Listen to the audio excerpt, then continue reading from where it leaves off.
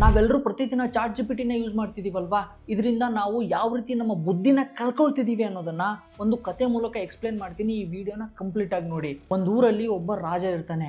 ಇವನ್ಗೆ ಒಬ್ಳು ರಾಣಿ ಕೂಡ ಇರ್ತಾಳೆ. ಅವರಿಬ್ಬರಿಗೂ ಕೂಡ ಒಬ್ಳು ಮಗಳು ಇರ್ತಾಳೆ. ಅವಳ ಹೆಸರು ಸ್ನೋ ವೈಟ್ ಅಂತ. ಒಂದು ಸ್ವಲ್ಪ ದಿನ ಆದ್ಮೇಲೆ ಏನಾಗುತ್ತೆ ಅಂತಂದ್ರೆ, ಇವ್ರಿಗೆ ಮಗಳು ಹುಟ್ಟಿದ್ಮೇಲೆ ಆ ರಾಣಿ ಸತ್ತೋಗ್ಬಿಡ್ತಾಳೆ. ರಾಜ ಇನ್ನೊಂದು ಮದುವೆ ಮಾಡ್ಕೊಂಡು ಬರ್ತಾನೆ. ಆ ಅರಮನೆಯಲ್ಲಿ ಈಗ ಹೊಸ ರಾಣಿ ಬಂದಿರ್ತಾಳಲ್ವಾ, ಒಂದು ಮಿರರ್ ಇರುತ್ತೆ. ಆ ಮಿರರ್ ಯಾವಾಗಲೂ ಕೂಡ ಸತ್ಯನೇ ಹೇಳ್ತಿರುತ್ತೆ. ಈ ಹೊಸ ರಾಣಿ ಬಂದಿರ್ತಾಳಲ್ವಾ, ಅವಳ ಮಕನ ಈ ಮಿರರ್ ಅಲ್ಲಿ ನೋಡ್ಕೊಳ್ತಾಳೆ. ಆ ಮಿರರು ಈ ರಾಣಿಗೆ ಏನ್ ಹೇಳುತ್ತೆ ಅಂತಂದ್ರೆ, ರಾಣಿ, ಇಡೀ ಜಗತ್ತಿನಲ್ಲಿ ನಿನ್ನಂತ ಸುಂದರವಾಗಿರೋರು ಮತ್ತೊಬ್ರು ಇಲ್ಲ ಅಂತ ಹೇಳುತ್ತೆ. ಇದನ್ ಕೇಳಿ ರಾಣಿಗೆ ತುಂಬಾ ಖುಷಿ ಆಗ್ತಿರುತ್ತೆ. ಒಂದ್ ಸ್ವಲ್ಪ ವರ್ಷಗಳಾದ್ಮೇಲೆ ಈ ರಾಜನ ಮೊದಲನೇ ಹೆಂಡತಿಯ ಮಗಳು ಸ್ನೋ ವೈಟ್ ಇರ್ತಾಳಲ್ವಾ, ಅವಳು ಸ್ವಲ್ಪ ದೊಡ್ಡವಳಾಗ್ತಾಳೆ. ಅವಳು ಬಂದ್ಬಿಟ್ಟು ಈ ಮಿರರ್ ಅಲ್ಲಿ ತನ್ನ ಮುಖನ ನೋಡ್ಕೊಂಡಾಗ ಅವಾಗ ಮಿರರ್ ಏನ್ ಹೇಳುತ್ತೆ ಅಂತಂದ್ರೆ, ನಿನ್ನಷ್ಟು ಸುಂದರವಾದವರು ಜಗತ್ತಿನಲ್ಲಿ ಯಾರು ಇಲ್ಲ ಅಂತ ಹೇಳುತ್ತೆ.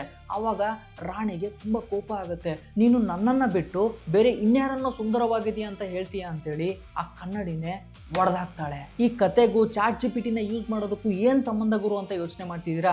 ಏನಂತಂದ್ರೆ, ನೀವು ಸಿಂಪಲ್ ಆಗಿ ಈ ಚಾಟ್ ಜಿಪಿಟಿ ಆಗಲಿ, ಕ್ಲಾಡ್ ಆಗಲಿ, ಜೆಮಿನಿ ಆಗಲಿ, ಪರ್ಪ್ಲೆಕ್ಸಿಟಿ ಆಗಲಿ, ಇವುಗಳನ್ನ ಯೂಸ್ ಮಾಡ್ತಿರ್ತೀರಲ್ವಾ, ಇವುಗಳಿಗೆ ನೀವು ಕ್ವಶನ್ ಕೇಳಿದಾಗ ಅದು ಯಾವ ರೀತಿ ಆನ್ಸರ್ ಮಾಡುತ್ತೆ ಹೇಳಿ?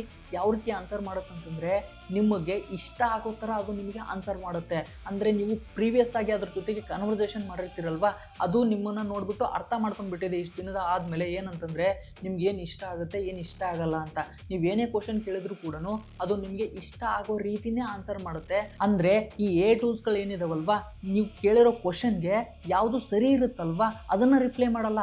ಬಟ್ ಅದ್ರ ಬದಲಾಗಿ ನೀವು ಯಾವುದನ್ನು ಇಷ್ಟಪಡ್ತೀರಲ್ವಾ ಅದನ್ನು ರಿಪ್ಲೈ ಮಾಡುತ್ತೆ. ಇದನ್ನೇ ಇಂಗ್ಲೀಷಲ್ಲಿ ಸೈಕೋಪೆನ್ಸಿ ಅಂತಲೂ ಕರೀತಾರೆ. ಇದರಿಂದ ಏನಾಗುತ್ತೆ ಅಂತಂದರೆ, ನಮಗೆ ಯಾವುದು ಸರಿ ಇರುತ್ತಲ್ವಾ ಆ ಇನ್ಫಾರ್ಮೇಷನ್ ಸಿಗಲ್ಲ. ಬಟ್ ನಾವು ಯಾವುದನ್ನು ನಂಬಿರ್ತೀವಲ್ವಾ ಅದಷ್ಟೇ ನಮಗೆ ಇನ್ಫಾರ್ಮೇಷನ್ ರೂಪದಲ್ಲಿ ಈ ಚಾಟ್ ಜಿಪಿಟಿಗಳು ನಮಗೆ ಫೀಡ್ ಮಾಡ್ತಾ ಹೋಗ್ತಾರೆ. ಇದರಿಂದ ನಮ್ಮ ಥಿಂಕಿಂಗ್ ಎಬಿಲಿಟಿ ಕಡಿಮೆ ಆಗ್ತಾ ಹೋಗುತ್ತೆ.